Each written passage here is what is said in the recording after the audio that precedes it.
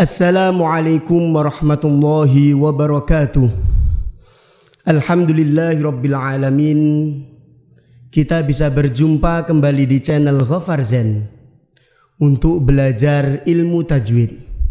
Kemarin kita sudah membahas tentang hukum ta'awud dan hukum basmalah. Sekarang kita memasuki bab berikutnya, yakni pelajaran nun sukun dan tanwin.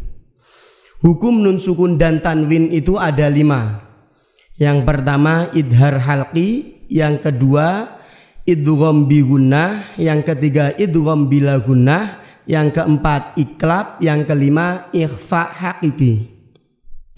Untuk hari ini mungkin kita hanya membahas sampai 3 saja, yakni sampai idgham bila gunnah.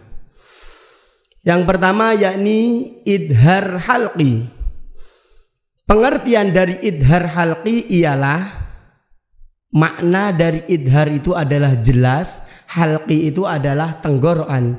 Jadi huruf-huruf yang keluar dari tenggorokan nanti yang bertemu nun sukun atau tanwin itu namanya idhar halqi. Lebih mudahnya pengertian dari idhar halqi ialah setiap nun sukun atau tanwin bertemu dengan salah satu huruf 6, yaitu hamzah, ha, kho, ain, ghain, ha. Itu namanya idhar halqi. Itu cara bacanya bagaimana? Cara bacanya harus jelas. Gak boleh dengung, gak boleh samar, dan gak boleh ditahan. Harus jelas. Contohnya bagaimana? Wayan auna. Wayan auna, di situ ada nun sukun bertemu dengan hamzah, kan jelas bacanya wayan auna, bukan wayau auna, salah. Wayang auna, itu juga salah. Yang betul bacanya jelas wayan auna. Wajannatin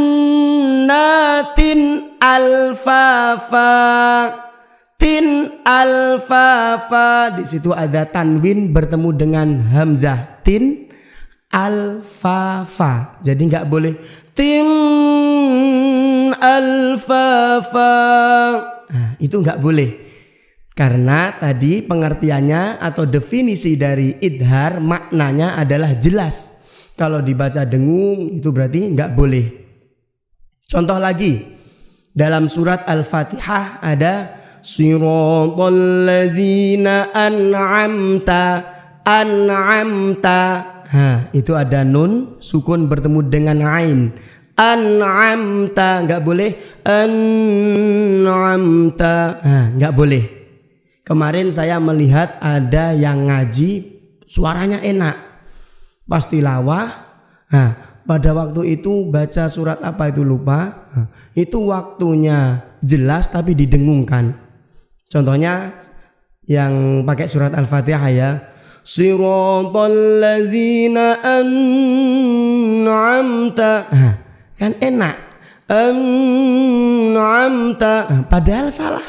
Yang betul adalah jelas an'amta alaihim, siratal ladzina an'amta alaihim ghairil maghdubi alaihim.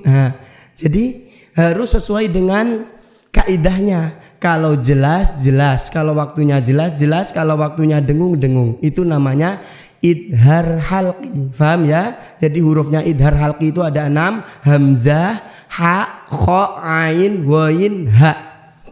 Terus yang kedua, idgham bi gunnah. Apa tuh artinya idgham itu? Idgham itu artinya meleburkan. Kalau bi gunnah dengan dengung.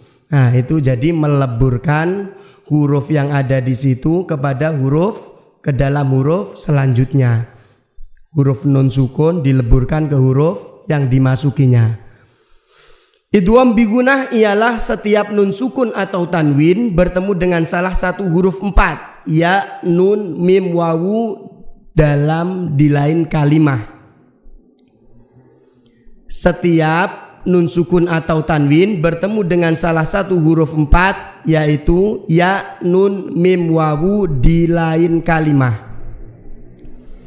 Itu cara bacanya bagaimana? Cara bacanya yakni harus meleburkan suara nun sukun atau tanwin ke huruf berikutnya atau huruf 4 tadi ya, nun, mim, wawu. Contohnya apa? Wa may yu'min. Nah, ini baru ada dengungnya kan, gunnah tadi.